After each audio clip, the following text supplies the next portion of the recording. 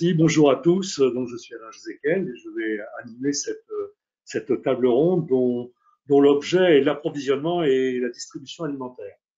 Alors, un constat qu'on peut tous partager, c'est que les façons de lutter contre la précarité alimentaire et les modes de distribution sont très variables. Et les sources d'approvisionnement continuent de se diversifier, malheureusement, rarement avec un souci d'équilibre nutritionnel.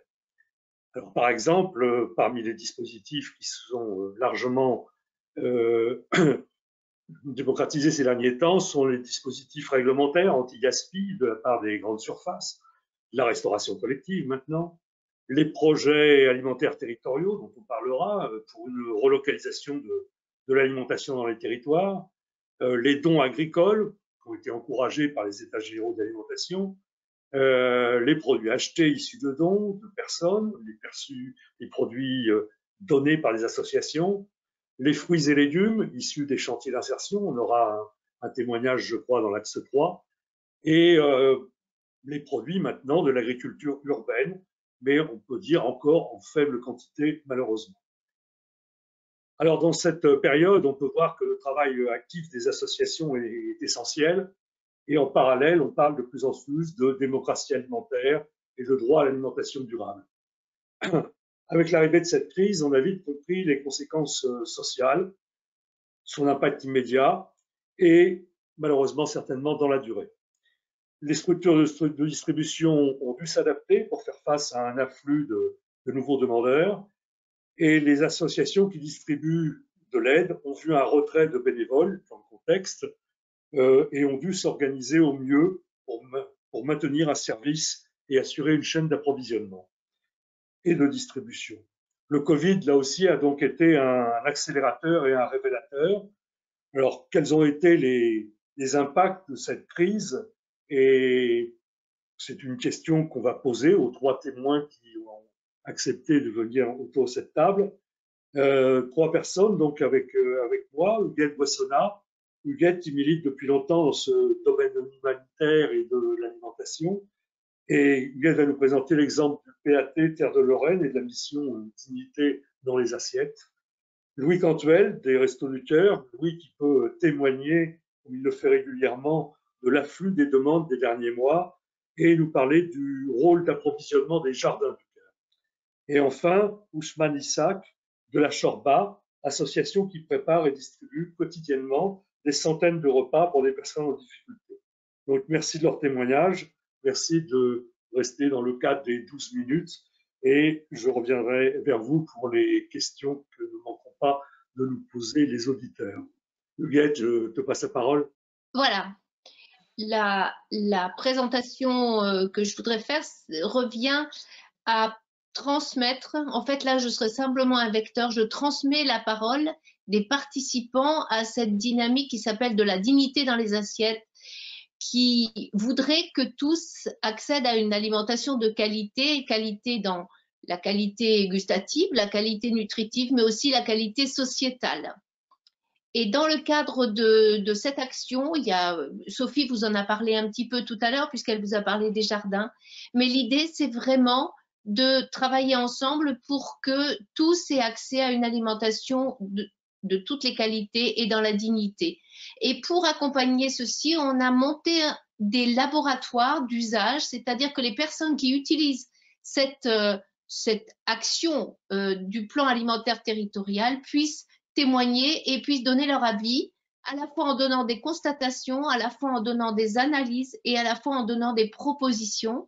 Et on l'a fait même en temps de pandémie. Alors, ces laboratoires d'usage sont disséminés sur tout le territoire et permettent par petits groupes de réunir les participants à nos actions et de leur permettre de donner leurs paroles et leurs propositions. La suivante. Pendant la pandémie, évidemment, pas de laboratoires qui ont pu se tenir en présentiel, mais des entretiens téléphoniques avec des guides d'entretien qui ont été faits avec des anthropologues et ont été testés auprès de personnes en situation de précarité. On a pu faire plusieurs appels pour les mêmes personnes lors du confinement. L'objet, c'était bien de recueillir leurs paroles pendant ce premier confinement. C'était aussi de réaliser dans ces laboratoires téléphoniques, la façon dont les personnes utilisaient l'alimentation et comment ils s'approvisionnaient pendant la période du confinement, et puis aussi leur permettre de s'identifier et d'être vraiment acteurs et partenaires de la démarche. Alors, la première phrase que je voudrais vous laisser, c'est ce qu'a dit cette dame par rapport à ce qu'ils ont vécu, eux, en grande pauvreté. Ce que je voulais dire, c'est qu'il y a beaucoup de personnes en grande pauvreté qui ont été interrogées dans ces questionnaires. Par rapport à ce qu'ils ont vécu, c'est pas grave pour eux. Ils sont habitués à se cacher, à rester dans l'ombre. Le seul problème pour eux, c'était de manger.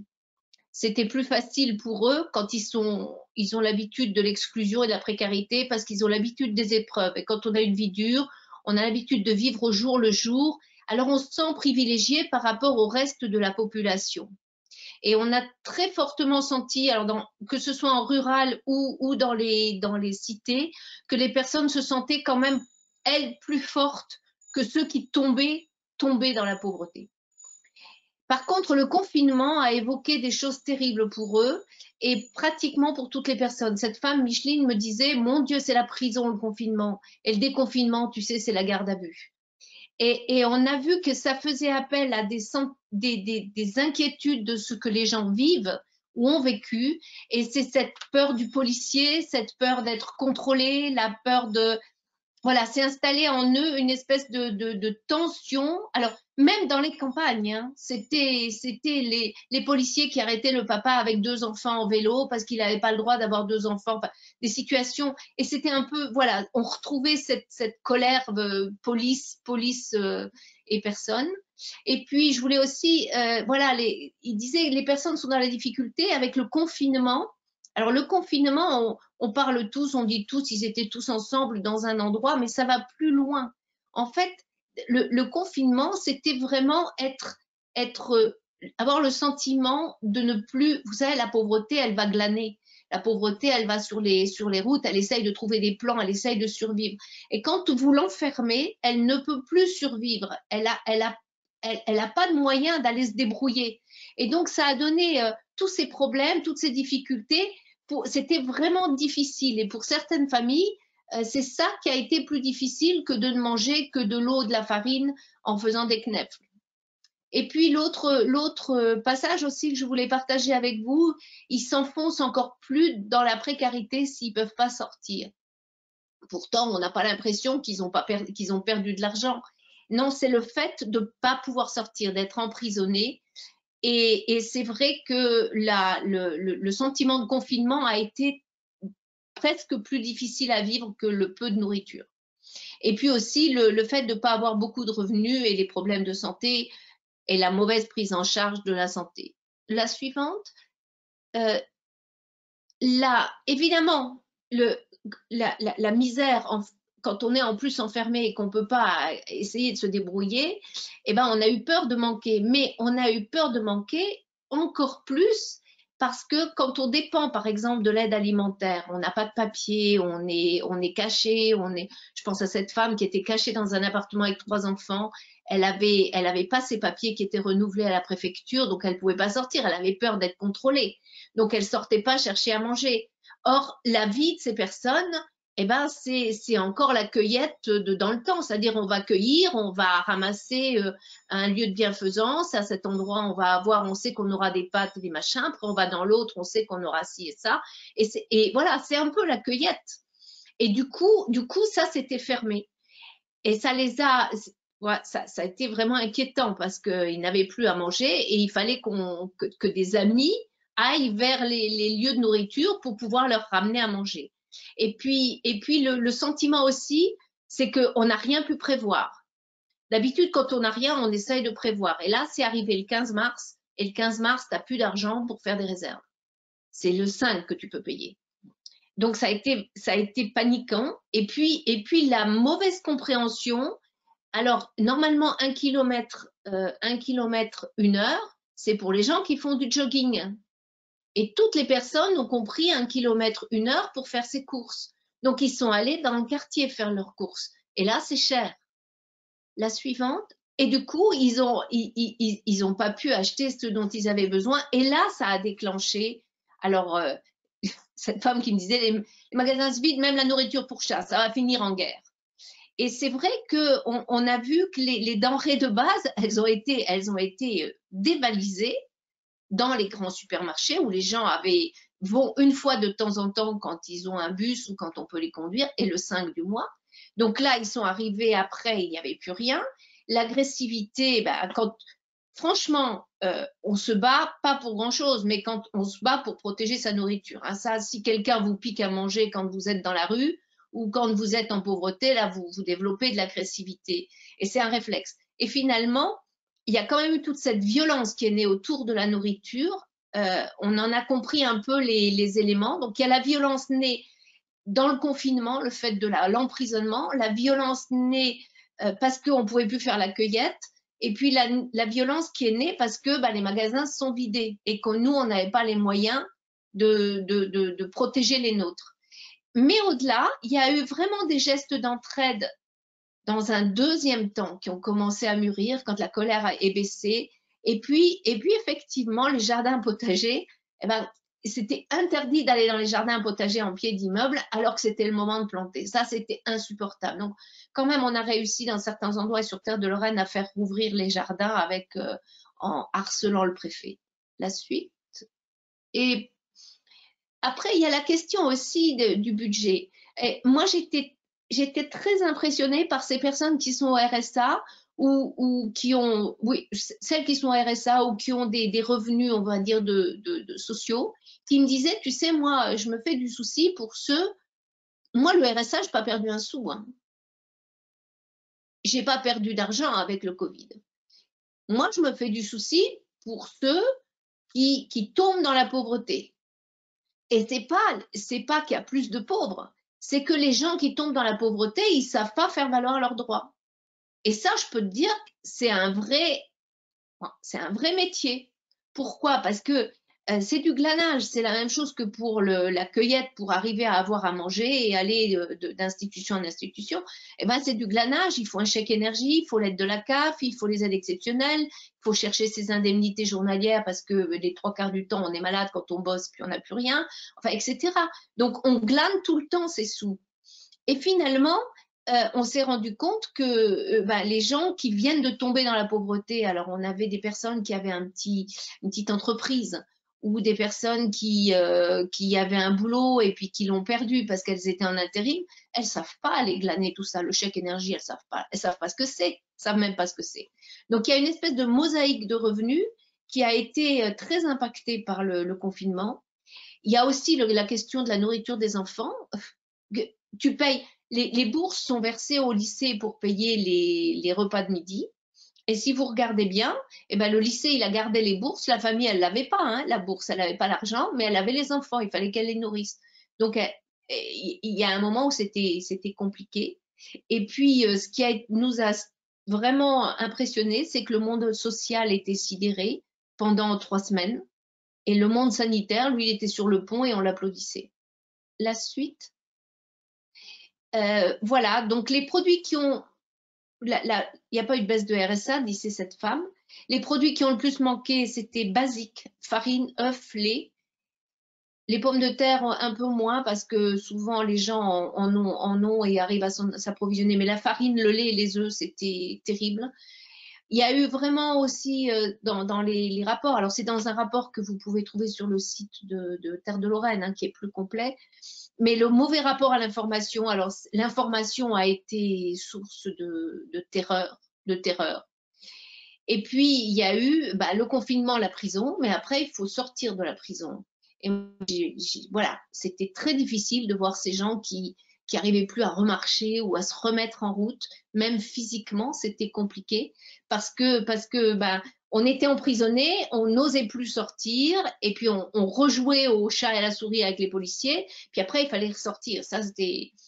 Et puis il y a aussi la suite, ceux qui étaient invisibles, qui ont dû se rendre visibles, alors là, c'était compliqué. Et on ne sait pas combien de temps ils pourront être visibles parce qu'on va peut-être leur repiquer leur papier ou ne pas prolonger leur attestation. Et puis ensuite, il y a le temps qui n'était plus rythmé et les parents, c'était difficile hein, à la maison. on cuisinait moins, on avait du mal à faire les devoirs, voilà, bon, tout le monde le sait ça. Et il y a eu un grand travail, de grandes questions sur la désinfection des produits alimentaires. Et on avait tendance à plus aller faire de courses parce qu'on ne voulait pas ramener le virus. Le suivant. Et voilà, donc 27 entretiens, c'est pas grand-chose, mais ce sont des entretiens assez précis, assez pointus, avec des verbatims qui sont transmis. On continue maintenant les laboratoires, ces laboratoires d'usage, où on a des labos qui sont disséminés sur le territoire avec des petits groupes. Alors ça débouche sur des groupes Messenger, par exemple, avec les bons plans, ça débouche sur des achats groupés, ça débouche sur des recettes, ça débouche sur des trucs. En tous les cas, moi j'étais très impressionnée parce que tous ces labos CAP, quand il se passe des bons plans, c'est quand même autour des légumes, autour de l'accès à la viande, autour de l'accès à des jardins et autour de la cueillette. Voilà. J'espère que je ne suis pas trop longue. Non, c'était parfait, Huguette. Merci beaucoup.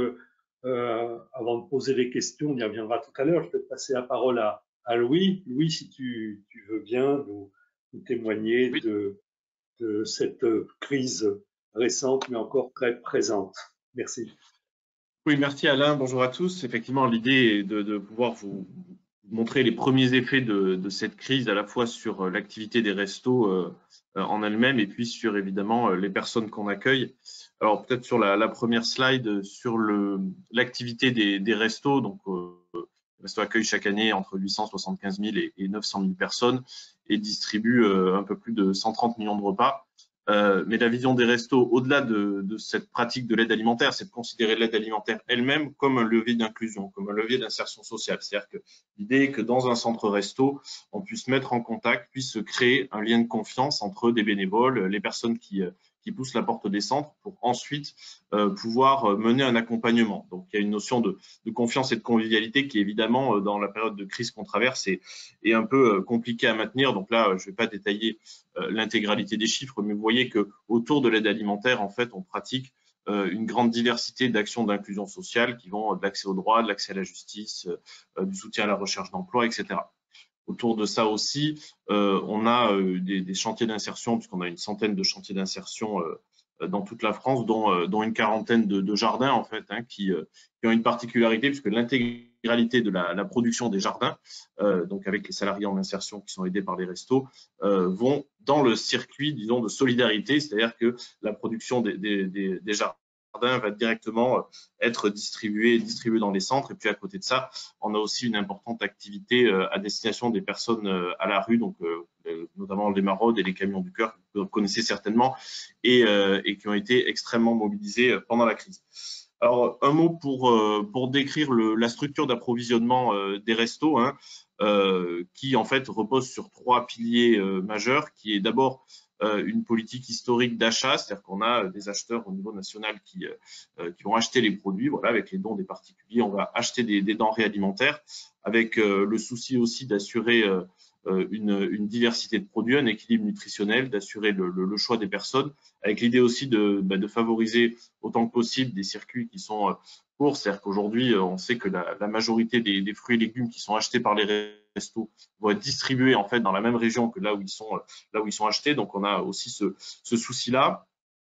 Le développement du don alimentaire qui a été une priorité pour les restos, notamment depuis la crise de 2008, où on a constaté une augmentation considérable du nombre de personnes à aider, hein, donc la dernière grande crise qu'on ait connue, et qui a conduit à l'augmentation de 25% de la fréquentation des centres restos en à peine 3 ans. Vous pouvez imaginer l'inquiétude qui peut être la nôtre aujourd'hui. Et donc, on a beaucoup développé le don, les dons agricoles, hein, dont Alain parlait tout à l'heure. Évidemment, le don des grandes surfaces qui s'est beaucoup développé depuis la loi Garot. Les collectes, on a notre collecte nationale, donc qui représente aujourd'hui en fait notre principale source d'approvisionnement. Et puis, un dernier pilier, j'en dirai un mot aussi tout à l'heure, qui est les fonds européens, puisqu'il existe aujourd'hui un fonds européen sur l'aide alimentaire, le FEAD, Fonds européen d'aide aux plus démunis, qui en gros assure un tiers de l'approvisionnement de l'aide alimentaire en France et qui au resto représente à peu près 30% du volume de denrées qui est distribué. Alors sur ces repas évidemment sont distribués aux plus démunis. qui sont des publics en très grande précarité, qui sont aussi marqués par la jeunesse. C'est-à-dire qu'on sait au resto qu'on a 40% des personnes qui sont aidées par l'association qui sont des mineurs, en fait. Donc, qui sont souvent, évidemment, des enfants dans des familles. Hein. On aide 30 000 bébés de moins de 12 mois et on a au moins de 10% des personnes qui ont entre 18 et 25 ans. Et là, attention, ce sont des chiffres qui datent de l'an dernier, hein, c'est-à-dire de la dernière campagne des restos, donc avant même la crise qu'on est en train de traverser. Et on sait que la question de la jeunesse est centrale et que les jeunes sont particulièrement touchés par la crise. Donc là-dessus, on peut nourrir les plus grandes inquiétudes. Et avec des personnes qui sont marquées par des ressources qui sont très basses, hein, puisqu'on a quasiment 20% des personnes qui poussent la porte des restos qui sont totalement sans ressources et quasiment la moitié qui vivent avec, qui sont pas non seulement en dessous du seuil de pauvreté, mais en dessous de la moitié du seuil de pauvreté, en fait. Donc, c'est-à-dire des personnes qui sont en très, très grande précarité. Donc ça, c'est le tableau général, si on peut dire, avant la crise Covid.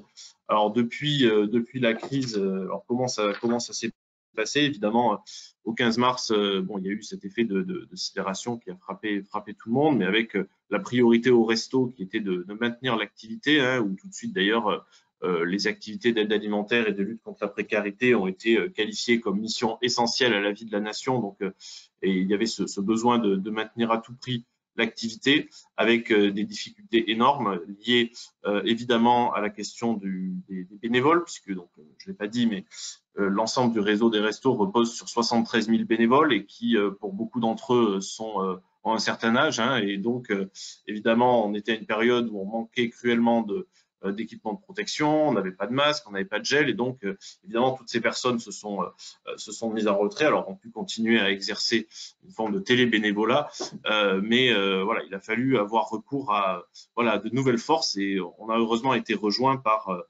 beaucoup de bénévoles plus jeunes qui ont permis de maintenir l'activité, mais ça a été un des sujets très difficiles avec, je le mentionnais à l'instant, cette question des masques, où les premières semaines, ça a été, on a évidemment été touché par cette pénurie qui a frappé tout le monde.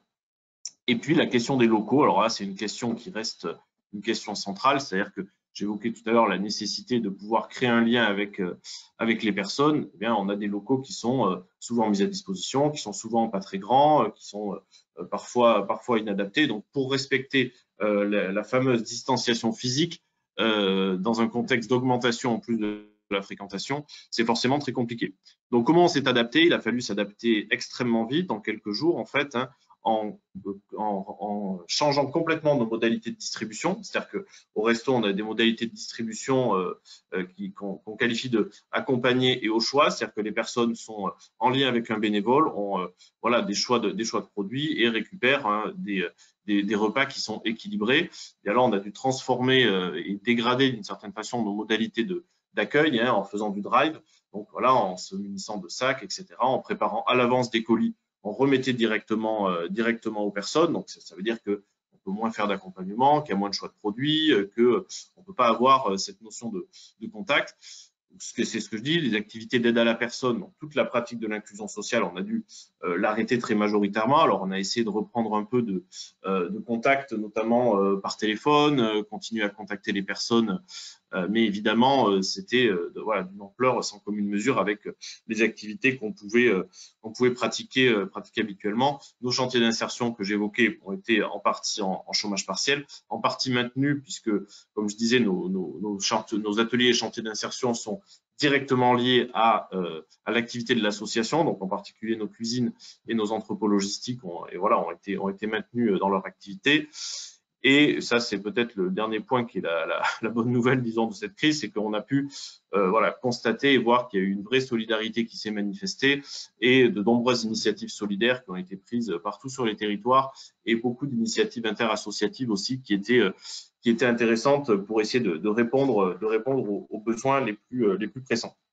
Alors, les effets de la crise, alors on peut dire les effets de la crise dans les tout premiers jours hein, ou dans les toutes premières semaines pendant et après le confinement. Ce qu'on constate et ce qu'on a constaté tout de suite, c'est que la crise a agi comme une sorte de catalyseur de précarité en fait et a aggravé des inégalités qui étaient existantes.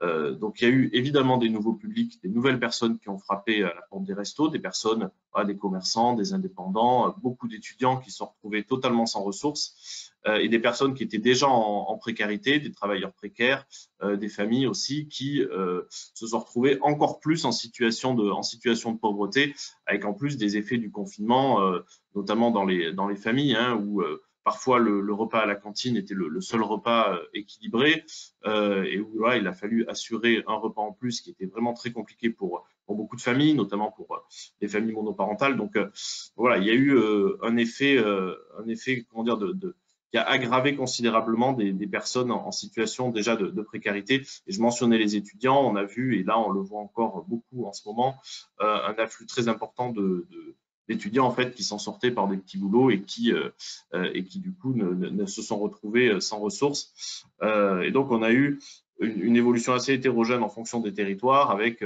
certains territoires, on a eu une explosion de la fréquentation, d'autres un peu moins. Mais là, on constate qu'on est sur une augmentation en fait assez constante. Ce qui a été marquant aussi dans la période, c'est sur nos activités de rue, hein, que je mentionnais tout à l'heure, sur les distributions directement à la rue de sandwichs et de repas. Là, on a eu une explosion vraiment de la fréquentation pendant le confinement, avec une augmentation de 40% sur ces activités-là pendant les 2 mois. Donc ça, c'était sur les premiers effets de la crise. Aujourd'hui, ce qu'on constate, c'est qu'on va vers une augmentation constante en fait de la pauvreté, et que ce qu'on a connu là n'est qu'une première partie de ce qu'on va vivre dans les prochaines années et qui, de notre point de vue, risque d'être pire, puisque la seule expérience qu'on ait, je le mentionnais tout à l'heure sur 2008, c'était 25% en 3 campagnes.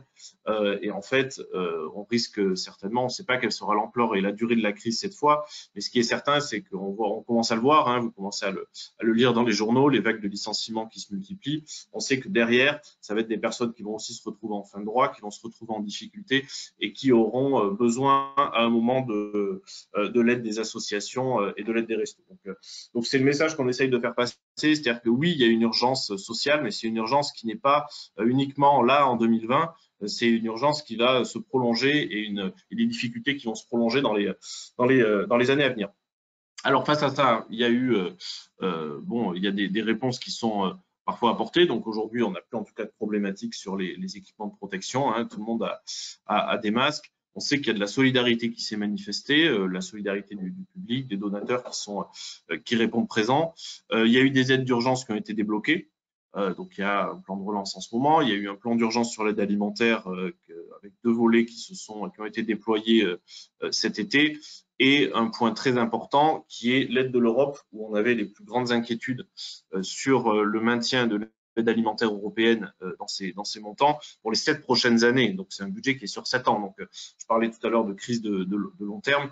L'avantage du Fonds européen, c'est qu'il permet d'assurer une stabilité sur plusieurs années.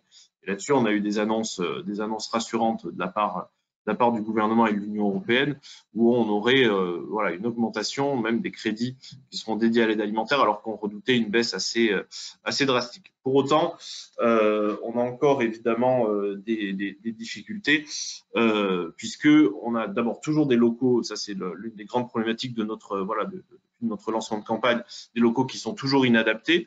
Donc nous, on a un souhait vraiment de pouvoir reprendre nos activités d'accompagnement. On ne peut pas laisser les gens sans accompagnement pendant aussi longtemps. Et c'est vrai que dans les locaux qu'on peut avoir, ça reste très difficile de rétablir ce lien et de mener ces actions d'inclusion sociale dans des locaux qui sont pas du tout adaptés. Sur le financement, donc pour l'instant, effectivement, on voit qu'il y a des initiatives qui sont prises, mais on sait très bien qu'on part sur une crise de long terme.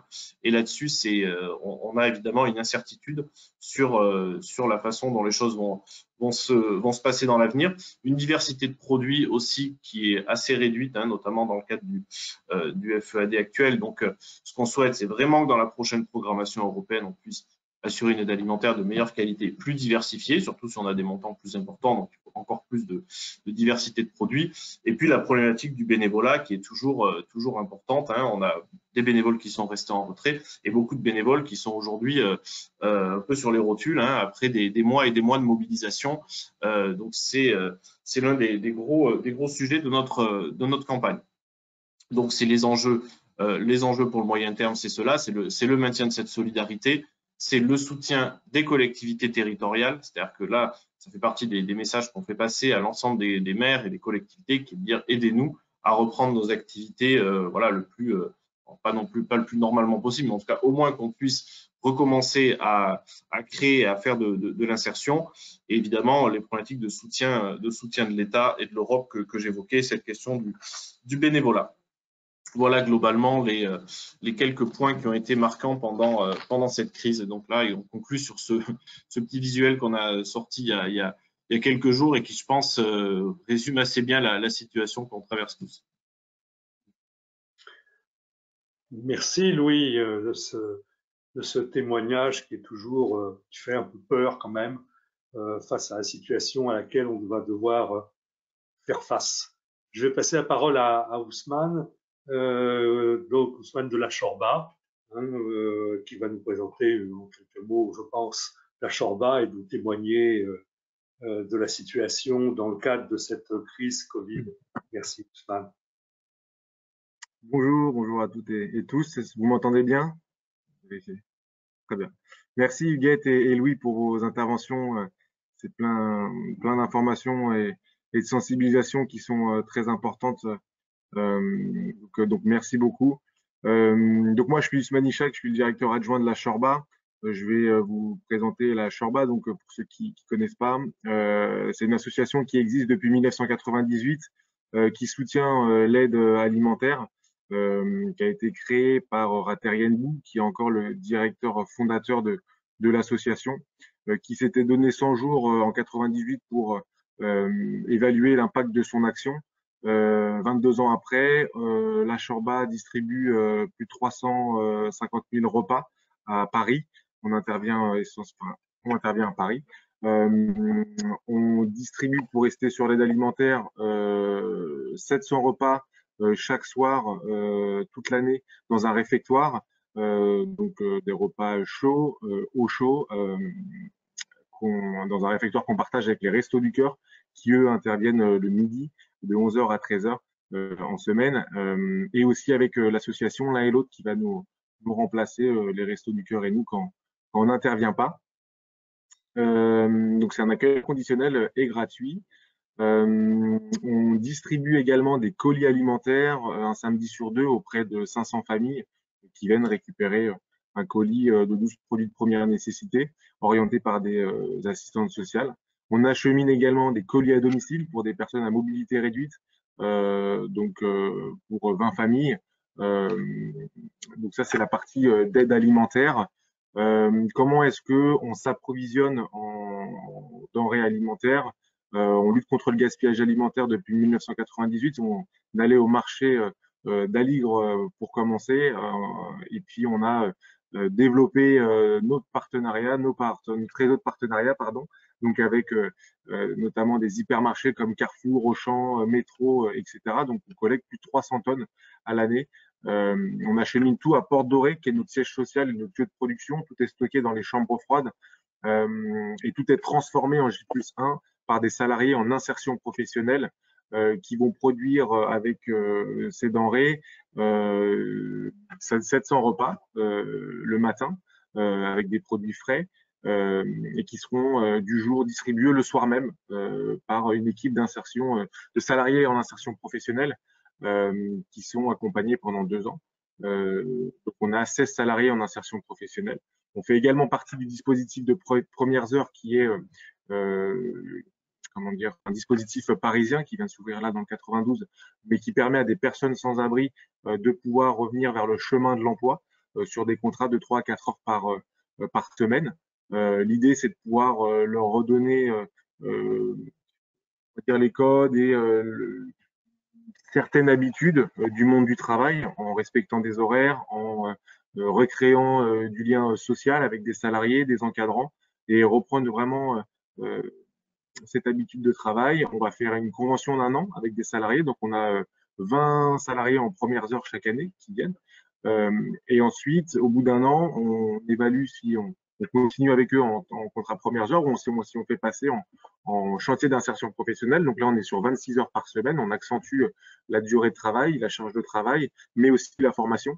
Et là, on va les accompagner pendant 2 ans. Un exemple dame, Caroline, qui est restée plusieurs années dans la rue, qu'on a rencontrée en maraude, puisqu'on intervient tous les lundis soirs dans Paris en maraude, qui est restée 4 ans dans la rue, et qui avait cette envie d'avoir une deuxième chance dans la vie et de retravailler. Et donc, on côtoyait, on voyait, avec qui on avait tissé du lien social tous les lundis, et on lui a dit, bah, bon, on va te proposer un contrat de premières heures à la Chorba. Donc, elle est venue au départ voilà, sur un contrat d'un an. Ça s'est très bien passé. Elle a été vraiment dynamique et investie dans ce contrat-là. On l'a accompagnée sur ses problématiques de logement, des problématiques administratives également. Et donc, elle est passée en chantier d'insertion après, sur un accompagnement. Aujourd'hui, elle est en CDI chez Pomme de Pin à Paris avec un logement.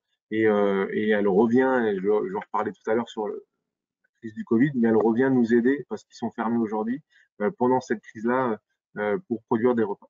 Donc voilà sur la partie de l'insertion professionnelle. Et je parlais des maraudes. Ça, c'est une action qu'on mène tous les lundis soirs, qu'on a menée hier soir. Donc on a 6 maraudes qui sillonnent les rues de Paris, dans différents arrondissements de Paris, notamment en partenariat avec l'école polytechnique, puisque sur les 6 équipes, on a des équipes d'école polytechnique voilà, qui viennent tisser également du lien social avec des personnes qu'on rencontre dans la rue. Là, il fait très froid en ce moment.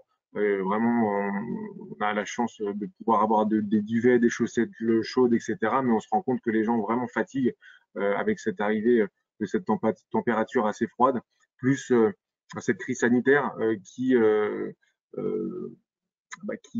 voilà, ne met pas dans des bonnes conditions mentales toutes ces personnes-là, encore plus elles. Donc voilà, c'est voilà à peu près pour résumer nos actions. Pour vous expliquer sur la distribution de repas à la Villette, on a une capacité d'accueil de 140 places et on peut accueillir 700 personnes entre 17h30 et 20h. Ce qui s'est passé, c'est que le jour où le Premier ministre Édouard Philippe annonce l'interdiction de rassemblement de plus de 100 personnes, nous, on était dans cette cible-là, mais on avait envie de continuer de recevoir ces personnes au chaud dans un réfectoire et de pouvoir aussi les sensibiliser par rapport à ce qui se passait. Donc, on a tout fait pour leur donner accès à ce réfectoire. Ça a été la logistique, hein, une réflexion logistique et aussi une question avec les bénévoles. Moi, je me rappellerai toujours cette journée-là où Édouard Philippe annonce cette interdiction et à la fin de la distribution de repas le vendredi soir, on se retrouve entre bénévoles à la Chorba au siège social et on dit mais qu'est-ce qu'on fait? On arrête ou on continue la distribution de repas? On ne sait plus faire, il y a trop de personnes, on a peur. Les bénévoles, certains bénévoles nous appelaient en nous disant non, non, mais moi je ne viens pas. Il y a 700 personnes qui viennent, c'est trop dangereux, etc. Ce qui était entendable et ce qu'il fallait entendre de toute façon, parce que c'était une vraie problématique. Après, on avait aussi cette question de mais où est-ce qu'ils vont manger, ces personnes-là, et comment elles vont faire si nous, on arrête. Donc, on a continué nos actions. Je pense qu'on a discuté au moins jusqu'à 2h du matin pour dire il faut qu'on continue nos actions et il faut aussi qu'on continue de les accepter dans le réfectoire pour qu'ils puissent manger tranquillement. Parce que c'est un repas et c'est pas simplement un repas, c'est une pause dans leur journée, c'est un lien social dans leur journée et c'est un moment d'échange avec d'autres personnes qui ne côtoient pas dans la journée. Et donc, on avait envie de se challenger et voilà, de pas se mettre en difficulté aussi et de respecter les gestes barrières, de pas mettre en danger les bénévoles, de pas mettre en danger les bénéficiaires parce qu'il y a une vraie crise, il y a une vraie voilà, une problématique. Voilà. Donc on a mis en place, on n'avait pas de masque, hein, on n'avait pas de protection, on n'avait pas de gel, etc. Ce qui a été assez incroyable, c'est cette mobilisation entre associations. Je crois que ça a décloisonné des partenariats qui n'existaient pas avant. Moi, j'avais la Fondation de l'Armée du Salut qui font des petits déjeuners à Porte de la Chapelle pour des personnes migrantes. On s'appelle avec Utopia 56, avec les Restos du Cœur. Est-ce que vous avez du gel? En fait, on était vraiment en période c'est pas le mot, mais oui, presque de guerre entre guillemets, où chacun essayait de s'appeler pour se donner des coups de fil, ouais, tu sais où il y a du gel, ouais, il y en a là-bas, un peu, voilà, bah vas-y, va à la pharmacie du 14e, ils ont 50, on partait, on récupérait du gel hydroalcoolique, c'était des denrées qui étaient vraiment prisées et donc on a fait comme ça, on avait des bénévoles qui avaient aussi réussi à avoir des stocks de masques. Et donc, on s'est organisé comme ça et on a maintenu cette distribution de repas 6 jours sur 7, en tout cas pour nous, mais nous, le réfectoire, il tourne 7 jours sur 7, midi et soir et toute l'année. Et donc, on se lance dans cette réflexion d'accueillir ces personnes-là, de réfléchir aussi à comment est-ce qu'on les oblige à aller se laver les mains avant d'aller manger, chose qu'on n'avait pas en tête avant et qu'on faisait pas et on leur demandait pas. Et en fait, ça a mis en place aussi des réflexions chez nous sur lesquelles on n'avait pas encore réfléchi et maintenant qui nous paraissent juste normales et basiques. Et donc, du coup, on a remis en place cette logistique-là. Et ça a été très apprécié par les personnes qui venaient manger. Elles ont été sensibilisées aussi à ce qui se passait, à cette crise du Covid. Elles n'ont pas accès à l'information, elles ont accès aux journaux, etc. Mais pas plus que nous, en tout cas, et moins que nous, pardon. Donc, c'était aussi un moyen d'échanger avec eux, de leur dire on va se laver les mains avant d'aller manger. C'est aussi pour se protéger. Vous avez du gel hydroalcoolique à disposition avant de rentrer pour manger. On met le masque et on vous donne des masques. Là, aujourd'hui, on a des masques. On a la possibilité de donner des masques à tout le monde pour ceux qui n'en ont pas ou de l'échanger pour ceux qui sont trop usés. C'est aussi une sensibilisation, un devoir de sensibilisation qu'on a envers eux parce qu'ils n'ont pas accès à les différentes informations qu'on pouvait avoir nous dès le départ. Et on voulait les impliquer dans cette crise-là. Ne pas les mettre de côté. Ces personnes-là, elles sont déjà trop de côté. Elles sont trop souvent mises isolées, etc., de tout ce qui se passe. Et on voulait que ça soit, comme disait très bien Louis tout à l'heure, que ça soit pour d'échange et d'accès à l'information, plus qu'un repas, et de leur dire, voilà, on se lave les mains, le gel hydroalcoolique, les masques, on a enlevé 70 chaises dans le réfectoire, donc ce qui a augmenté la file d'attente, mais on s'est organisé pour faire en sorte de respecter les distances, voilà. Mais on a mis les chaises en quinconce, les gens ne mangeaient plus en face des uns et des autres, mais ça a sensibilisé aussi ces personnes. Pareil pour les colis alimentaires, les personnes, on a remis en place un nouveau logistique, etc. Pour les colis à domicile, par contre, on avait une problématique, c'était le confinement. Donc les personnes qui avaient des enfants et qui ne pouvaient pas se déplacer pour aller chercher un colis alimentaire étaient coincées. Et elles nous appelaient, les personnes, parce que nous, sur le premier week-end, il y avait eu 200 familles qui étaient venues récupérer un colis alimentaire. Sauf que d'habitude, on en a 500. Et on les appelle le lundi, le mardi. Vous étiez où? Qu'est-ce qui se passe? Est-ce que vous avez un souci? Ben oui, on n'a pas d'attestation. Oui, on a des enfants, mais je peux pas me balader avec elles, etc. C'est compliqué. Ok, très bien. On va s'organiser. On est passé de 20 familles, on acheminait 20 colis alimentaires, un colis alimentaire pour 20 familles, pardon. On est passé à 400. Donc, on a complètement changé notre organisation. On a dit, ne bougez pas, restez chez vous.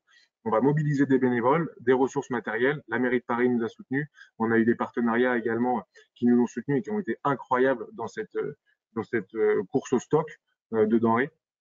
Et donc, on a acheminé auprès de 400 familles un colis alimentaire comme si elles venaient chez nous, sauf que c'était nous qui allions vers ces familles. Donc ça a réorganisé aussi tout ça pendant le confinement. L'accès à la nourriture.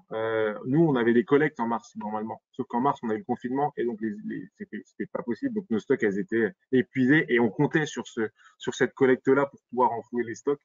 Impossible. Et donc du coup, on a eu un effet qui s'est rééquilibré, notamment et malheureusement aussi pour les restaurateurs, la fermeture des restaurateurs. Donc les restaurateurs, ils nous ont appelés. On a eu des produits de grands restaurants. Du coup, on a eu Air France, pareil, qui nous appelait pour nous donner. Et donc en fait, ça a rééquilibré. C'est-à-dire qu'on n'avait pas de collecte, on n'avait pas de stock de denrées alimentaires, et les restaurateurs nous appelaient pendant le confinement, nous disant en fait, nous on est fermés et on veut pas jeter. Ok, donc on leur a dit on prend.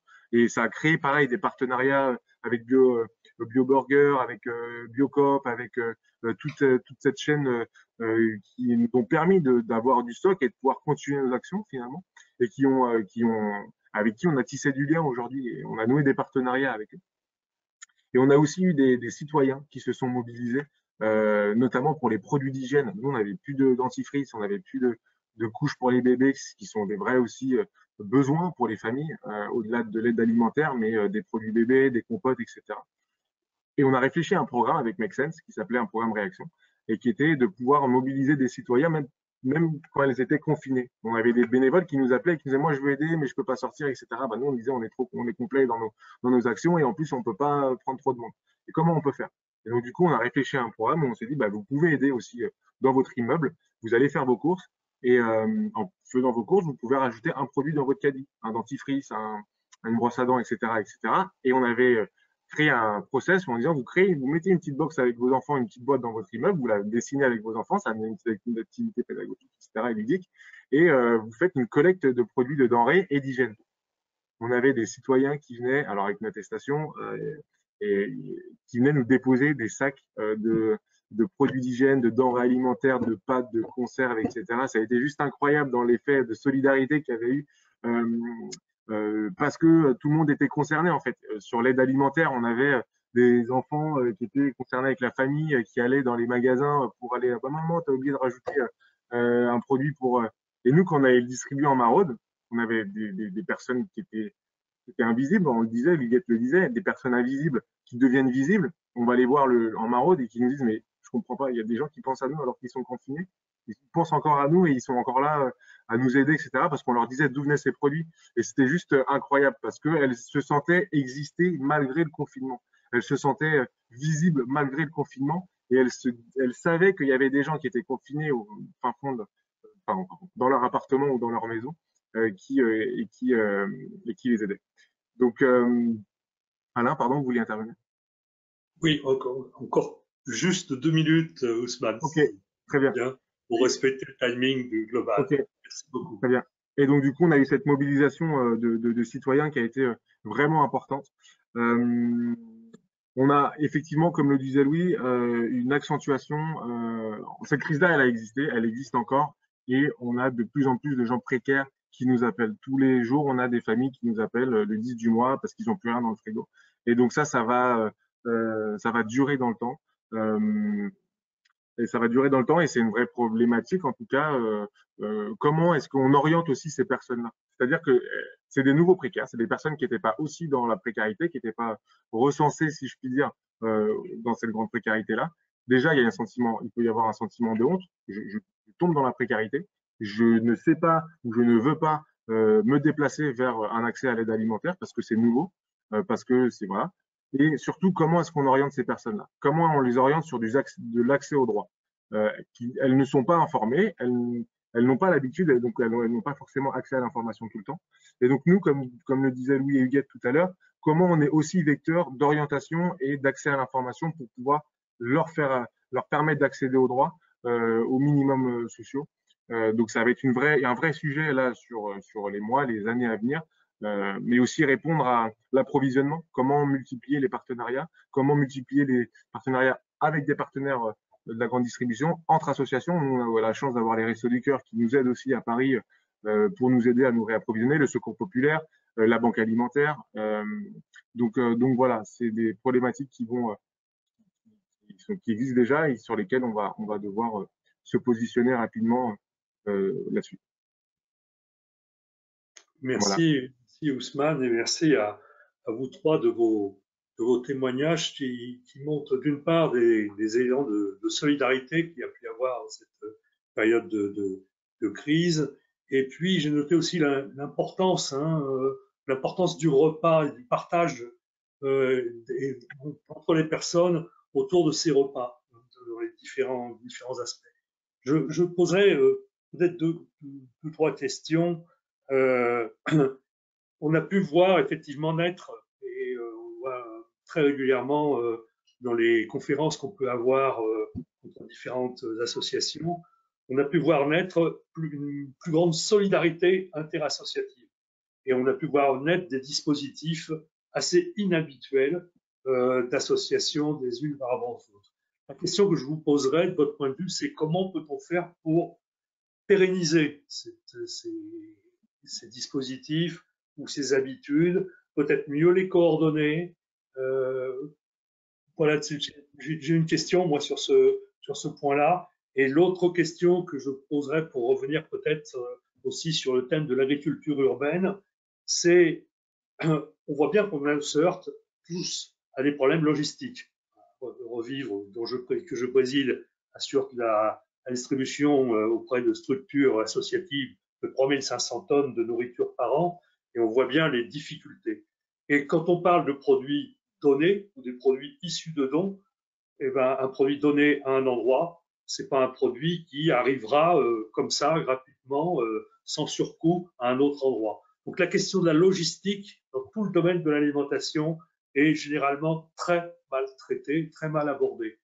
Et la question que je pose, moi, c'est les produits de l'agriculture urbaine, comment faire en sorte pour qu'ils s'intègrent de manière coordonnée, plus fluide avec le reste de ce dispositif.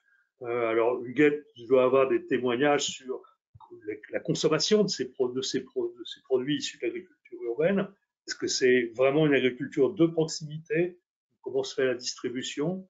Louis, Ousmane, peut-être vous pouvez nous dire aussi comment vous voyez la pérennisation de cette solidarité interassociative qui est vraiment un constat majeur sur l'aide alimentaire de ces dernières semaines ou mois. Huguette, peut-être sur la logistique autour de l'agriculture urbaine. Alors, moi j'irais plus loin que la logistique. Le problème de l'agriculture urbaine ou la force de l'agriculture urbaine, c'est qu'elle permet à la personne de produire elle-même ses propres produits. Donc, il n'y a pas de logistique, ça c'est sa force.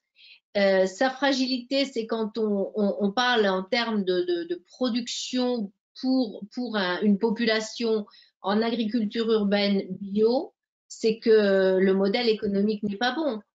Si on produit vraiment avec des employés et qu'on a une logistique et qu'on a une distribution, eh ben on est trop cher. On est comme tout le monde, on est 20% plus cher que le produit que peut acheter la personne en grande pauvreté. Et on oscille sans cesse entre cette difficulté de dire c'est jouable, et encore dans les jardins qu'on a, nous, les jardiniers disent de plus en plus que s'ils doivent acheter des replants, avec les vols, avec la difficulté de l'accès à l'eau, avec la difficulté d'avoir des pompes pour relever l'eau de la rivière, etc. Et la location qui est de plus en plus chère, parce que maintenant on arrive à 45 €. Bon, les gens trouvent que ça commence à être cher. Eh ben, il y a un jardinier qui nous disait l'autre jour, moi, économiquement, c'est pas valable. Il vaut mieux avoir des groupes sur Messenger qui vont acheter pour pas cher des produits dans la grande distribution, le poulet à 2 € qui est français, les carottes qui sont françaises, mais il y a un coût à faire chez Norma. Et puis voilà. Donc nous, après, on arrive à réfléchir ensemble en se disant, bon, on veut de la qualité, on veut des produits en circuit court, on veut du jardinage, mais c'est pas la peine de faire des incantations à tous les saints. Il y a un moment, il faut mettre la logistique, le prix, le modèle économique, l'accès au foncier, la protection, les fermes urbaines où quand on voit que les agglomérations veulent pas payer la clôture autour de la ferme urbaine et qu'elles font un contrat d'1 an renouvelable, qu'est-ce que vous voulez faire comme développement économique sur un terrain qui ne vous appartient pas, que vous avez pour 1 an renouvelable et vous savez que ça peut changer, et puis ensuite sur lequel on ne veut pas mettre de clôture? Il faut reposer les choses bien à plat. Je pense qu'il y a un problème de modèle économique, d'accès au foncier, de durabilité, mais pas seulement sur l'environnement, mais durabilité sur le temps. Il faut qu'on soit beaucoup plus, je dirais, pragmatique. Et quant au fait de travailler ensemble, alors bon, là, je parle sur Terre de Lorraine, je parle pas pour Atelier Quart-Monde, mais sur Terre de Lorraine, on a vraiment travaillé, monté des réseaux et des réseaux entre les associations qui font de l'aide alimentaire. On a monté une asso qui s'appelle Grain de Sel, on fait des réseaux de jardins. Je pense que l'heure n'est plus à chacun sa petite identité et moi je mets mon fanion et j'ai décidé que je serais meilleure que les autres. Ou on s'associe ou on crève, quoi. Pas photo. Merci Huguette. Louis, peut-être tu veux rebondir? Oui, c'est sur les différents points que vous avez pu évoquer. D'abord, sur la solidarité interassociative, c'est très clair que la crise a vraiment favorisé ces initiatives et qu'il faut que ça perdure. Et nous, on a eu l'occasion pendant la crise de venir en aide à beaucoup d'associations qui en fait se retrouvaient en rupture d'approvisionnement. Et donc, on a dû essayer de pallier les difficultés que pouvaient rencontrer ces assos-là. Ensuite, effectivement, il faut aller vers des échanges qui soient plus poussés. Après, bon, là, il y a beaucoup d'initiatives qui sont prises, notamment par les préfectures au niveau national, de logique de coordination des acteurs. Nous, le seul warning qu'on met là-dessus, c'est que oui, il faut de la coordination entre les acteurs, du dialogue entre les acteurs, de la solidarité, etc. Mais il ne faut pas tomber dans un piège non plus qui serait le piège de devenir une sorte de délégation de service public qui serait, comment dire, avec une mise sous tutelle par les autorités publiques. Donc, il faut encourager la solidarité, mais en même temps, il faut respecter aussi l'indépendance et la complémentarité des structures. Donc voilà, c'est un peu le chemin de crête, je pense, sur lequel il faut essayer d'avancer. Sur le don alimentaire et la logistique, oui, on a souvent l'impression que le don alimentaire, c'est gratuit. En fait, oui, ben, en fait, le don alimentaire, c'est forcément aussi coûteux parce qu'il faut aller le récupérer, il faut le distribuer. Donc, il y a des coûts logistiques qui sont très importants.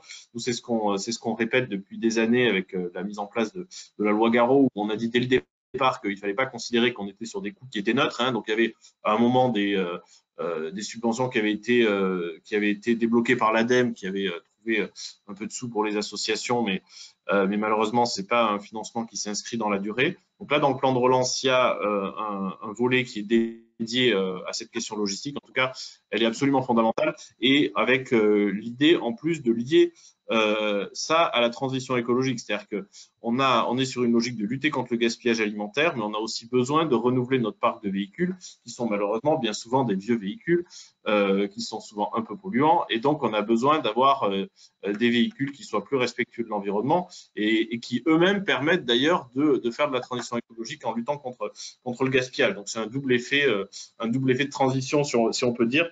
Ensuite, oui, sur les aspects d'agriculture urbaine, et de circuits courts aussi. Je pense qu'on a, là aussi, on croit en la complémentarité des différents dispositifs. Au resto, on a développé il y a déjà très longtemps, enfin, ça s'est fait surtout sur des initiatives locales, comme très souvent au resto, des jardins de proximité, qui sont en fait des jardins qui sont accolés à un centre resto, qui peuvent être cultivés par les personnes accueillies et les bénévoles, et qui ensuite vont évidemment être partagés, voilà, et donnés aux personnes. Et donc, on voit bien que oui, il y a un effet à la fois sur la qualité de l'alimentation, sur la remobilisation des personnes, sur l'estime de soi, etc. Après, bon, évidemment, c'est pas ces jardins de proximité, ils sont essentiels, mais c'est pas eux qui vont aujourd'hui constituer la source principale d'approvisionnement, malheureusement, parce qu'on a aussi un problème de volume. Donc voilà, je pense qu'on a besoin d'encourager ces initiatives-là et d'être sur des dispositifs qui soient complémentaires. Merci. Oui, Ousmane. Oui, mais écoutez, j'ai cité les nombreux partenaires tout à l'heure, et surtout aussi Revivre, hein, qui nous a beaucoup aidé pendant cette période de confinement. Donc, je voulais aussi grandement les remercier. Concernant la logistique, sur les partenariats déjà, effectivement, ça a décloisonné beaucoup de dialogue, d'échanges. Mais comme disait Huguette, je crois que voilà, de toute façon, il faut s'entraider. Chacun a son réseau, chaque acteur a son réseau, a aussi des moyens, des véhicules, des moyens matériels, des moyens logistiques, etc., que d'autres n'ont pas. Et c'est ce qu'on a aussi essayé dans la mesure du possible, et sans en faire des excès, mais d'aider des associations qui nous aidaient en fait finalement, parce qu'elles distribuaient des repas, et donc nous, ça nous permettait aussi de pas en distribuer plus, mais de rester sur, voilà. En gros, c'est ça, c'est fluidifier un peu tout ça, et pouvoir échanger comme ça, mais je pense que c'est très important. Typiquement, on a ouvert récemment une distribution de repas chauds à l'hôtel de ville, mise à disposition par la mairie de Paris pour 200 personnes chaque soir, 7 jours sur 7 jusqu'à fin mars 2021.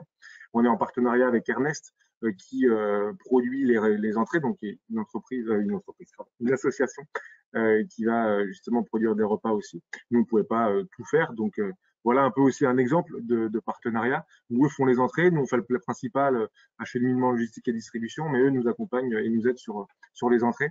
Et sur le bénévolat, on a Make Sense, La Cloche, la Fabrique de la Solidarité, Dans ma rue, etc. D'autres associations qui viennent nous aider et nous épauler sur la distribution. Voilà un exemple qui nous permet de faire ensemble pour des personnes en grande précarité. Sur la logistique, alors le tout, c'est de bien dimensionner à chaque fois, effectivement, le fait que, en fonction du nombre de véhicules, en fonction de la capacité de stockage, etc., de pouvoir aller chercher. Le truc, c'est que nous, on peut pas aller chercher des petites donations parce que ça multiplie les trajets, etc. Et donc, il y a aussi ce souci-là d'aller récupérer des dons en grande quantité pour pouvoir faire un seul voyage en aller-retour et pas et puis acheminer tout à la Shorba. Mais ça veut dire aussi aller plus loin parce que des hypermarchés à Paris, il n'y en a pas beaucoup. Et donc, il faut aller dans l'Essonne, il faut aller dans le 94. Donc, ça veut dire consommer plus d'essence. Voilà, il y a toute cette question-là, mais comme disait Louis, il y a aussi cette réflexion d'avoir, nous, on a un véhicule, un camion, pardon, frigorifique à gaz, au gaz naturel. Donc, ça existe, ça coûte cher, mais ça existe. Il faut on parlait de partenariat, il faut des entreprises qui puissent aussi nous aider à financer ce genre de véhicules et à nous aider à transformer notre logistique pour consommer moins en termes d'énergie fossile et pouvoir réaliser ça. On peut aussi penser à des vélos triporteurs, ce que peut faire par exemple, j'en oublie le nom, mais Biocycle, ça y est, je l'ai, qui vont aller récupérer à Paris des denrées, des invendus en vélo. Et donc là aussi, on favorise une logistique locale sans consommation d'énergie fossile voilà, pour des associations qui favoriser de l'aide alimentaire. Donc ça c'est aussi une solution et sur lequel on peut des véhicules électriques, etc., etc. Et c'est aussi un levier d'insertion professionnelle parce que nous on a deux aides-chauffeurs qui sont à la Shorba et qui sont formés sur le poste métier en tout cas de chauffeur-livreur. Donc c'est aussi un levier d'emploi qu'il faut pas négliger, qui est même très important. Pour l'agriculture urbaine, c'est accéder à l'aide alimentaire pour des personnes en grande précarité, mais accès aussi à une nourriture saine, manger bien. Et donc tout le monde a accès à droit et tout le monde a le droit d'avoir accès à ce repas sain avec des produits frais ou des produits bio. Donc ça, c'est une réflexion aussi qui est importante sur un circuit court, sur l'accès à des produits, etc. Nous, aujourd'hui à la Shorba, c'est en train de se réfléchir, on est en train de pas le développer, c'est un grand mot, mais de le lancer en tout cas. Un exemple, pour rester un peu dans l'économie circulaire, nos épluchures, on les donne à Ville Fertile qui fait de la permaculture et donc ils compostent avec. On a 50 kilos d'épluchures quand même à la journée, donc ça aide pour leur action. Nous, comment est-ce qu'on peut s'acheminer auprès d'AMAP, par exemple? On a aussi voilà, Andes à Rungis qui nous aide beaucoup. Mais on est aussi sur cette réflexion d'avoir des produits auprès d'agriculture urbaine. On est en réflexion aussi avec Audrey Poulvard qui est à la mairie de Paris qui est sur ce sujet-là, notamment sur comment on peut améliorer avec les acteurs sur ce sujet-là. Et c'est une vraie envie, une vraie dynamique en tout cas sur lequel on réfléchit à plusieurs, avec Linky, avec le chaînon manquant, voilà, avec d'autres acteurs aussi qui connaissent un peu mieux le sujet, qui ont un réseau. Et qui ont un réseau et qui savent faire, qui ont une logistique. Donc tous, finalement, tous s'imbriquent. Donc voilà, à peu près. Merci beaucoup Ousmane. Je crois que Hélène Tavera, qui est parmi les participants et en préparation, jugeait intéressant que Hélène nous apporte un témoignage du collectif 4C qui intervient dans le quartier de la Goutte d'Or. Hélène, est-ce que vous êtes parmi nous? Oui, bonjour. Bonjour, je ne sais pas si vous me voyez, il faudrait que je branche ma caméra peut-être. Vous m'entendez? On vous entend très bien. Bon, je n'arrive pas pour apporter un complément, si vous voulez. Alors, je me présente et présente la structure. Nous sommes un collectif d'habitants de la Goutte d'Or, nous appelons le 4C, pour Collectif Café Culture Cuisine. En fait, grâce au budget participatif de la ville de Paris, en 2017, notre projet a été plébiscité et nous avons pu sortir la première cuisine partagée, en fait, le premier tiers-lieu dédié à l'alimentation. En fait, notre collectif d'habitants, on s'est monté en association loi 1901 et on a ouvert on a inauguré le 20 septembre dernier ce lieu en plein cœur de la Goutte d'Or, enfin plutôt sur la Goutte d'Or Sud.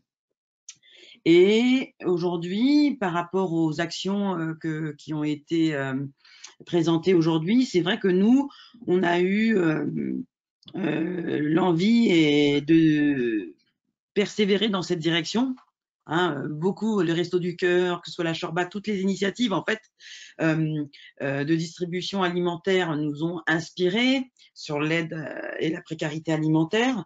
Et du coup, dans ce lieu, en fait, nous, on a décidé d'agir au long cours aussi, c'est-à-dire qu'on travaille différemment la précarité alimentaire, ou plutôt en complément, c'est-à-dire qu'on permet, nous, on a deux types de cuisine, une cuisine professionnelle et une cuisine de type familial, où les personnes qui n'ont pas de cuisine ou qui seraient mal équipées peuvent venir cuisiner. Donc, c'est l'idée qu'on peut, en gros, c'est un lieu, ce lieu-là est un lieu où on peut cuisiner en groupe ou seul. C'est aussi un lieu de vie, puisque c'est un tiers-lieu, un lieu où on peut avoir des temps de répit. Et pour les personnes que nous rencontrons, il faut savoir que la Goutte d'Or est un quartier prioritaire, donc quartier politique de la ville, et c'est un lieu d'échange et donc de savoir et de transmission et d'apprentissage aussi. Et nous, à la Goutte d'Or, c'est vrai qu'on a eu, effectivement, on voit que c'est un quartier effectivement nourricier, on va dire ça, et vivrier et nourricier, et on a enfoncé le clou en se disant qu'on allait effectivement, en interassociatif, gérer aussi cette précarité alimentaire, parce qu'il y a beaucoup d'opérateurs et d'associations. Il y a un tissu social extrêmement dense sur un tout petit territoire et qui concentre en gros toutes les problématiques de la ville. Donc, toutes les inégalités se rencontrent, toutes les insécurités s'y croisent. Et donc, on s'est vite, au moment du confinement, nous mis en action et on a très vite réagi. C'est vrai qu'en plein cœur de Paris, d'avoir toutes ces problématiques croisées, il y a d'autres endroits, hein, mais c'est vrai que le fait d'avoir un tissu associatif extrêmement dense nous a permis d'être extrêmement réactifs. Et du coup, on a des associations qui font de la distribution alimentaire, donc elles sont présentes, elles se sont organisées, on a monté plus ou moins grâce à la Salle Saint-Bruno et toutes les associations qui sont membres de cet interassociatif que porte la Salle Saint-Bruno, on a pu effectivement coordonner nos actions. Et les actions aujourd'hui, qu'elles soient autour de l'aide alimentaire, donc il y a des distributions qui se font quotidiennes, midi et soir, différentes associations qui font des maraudes, qui vont vers les sans-abri et les personnes en très grande vulnérabilité aux portes. C'est-à-dire que on a décidé avec le collectif 4C d'accueillir en fait aussi des acteurs associatifs qui font ces distributions. Donc pendant le confinement, on a permis aux associations qui organisaient des distributions et des maraudes de venir cuisiner à quartier libre. Et donc aujourd'hui, effectivement, tous les acteurs, même les acteurs associatifs qui ne font pas d'habitude de caritatif, ont organisé des collectes parce que effectivement les besoins, comme le soulignait Ousmane Ishak, au niveau des PPN, des produits de première nécessité, eh bien, se sont organisés pour effectivement faire des collectes. Donc, c'est vrai que vous parliez de coordination, c'est vrai qu'à la Goutte d'Or, on a un peu l'habitude de travailler avec les uns et les autres, et comme c'est un tout petit territoire, c'est vrai que les diagnostics remontent extrêmement vite en fait. Donc, on a cette chance, cette agilité-là, et de pouvoir faire intervenir différents partenaires qui sont déjà présents sur l'aide alimentaire et l'urgence alimentaire. Et au collectif 4C, c'est vrai que nous, on essaie de promouvoir, c'est vrai que notre rôle, et notamment le mien, qui est un rôle de médiation, eh bien, on souhaite effectivement transmettre effectivement l'idée de démocratie alimentaire. Donc, on travaille sur différents segments là-dessus. On ne peut pas tous les honorer, mais on tend vers ça. Voilà. Merci beaucoup Hélène. On va peut-être finir ici cet axe 2. Je tiens simplement à rappeler que, mais Fanny le ferait mieux que moi, Ce webinaire est enregistré, donc il sera mis en ligne, je crois, ensuite, on nous dira comment, et que tous les liens vers les initiatives qui ont été présentées ici et des présentations qui ont été faites les liens vers ces présentations seront mis en ligne également. Je tenais à remercier tous les trois et également Hélène pour sa contribution. Et je passe la parole à Fanny, peut-être pour envoyer vers l'axe 3. Merci à tous.